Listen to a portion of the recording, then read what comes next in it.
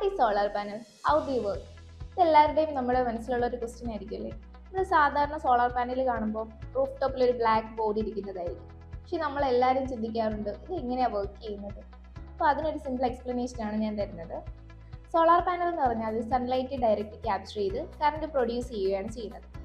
Solar പാനലിൻ്റെ അകത്ത് solar cells ഉണ്ടാവും. ഈ സോളാർ സെൽസിൻ്റെ മുകളിലായിട്ട് ഒരു സിലിക്കൺ കോട്ടിംഗ് ഉണ്ടാവും. ഈ സിലിക്കൺ കോട്ടിംഗ് ആണ് ഇവിടുത്തെ മെയിൻ റോൾ വഹിക്കുന്നത്. സൺലൈറ്റ് ഈ സിലിക്കണിൽ ഹിറ്റ് ചെയ്യുന്ന സമയത്ത് അവിടെയുള്ള ഇലക്ട്രോൺസ് എക്സൈറ്റഡ് ആയി മൂവ് ചെയ്യും. ഈ മൂവ് ചെയ്യുന്നതാണ് കറണ്ട്.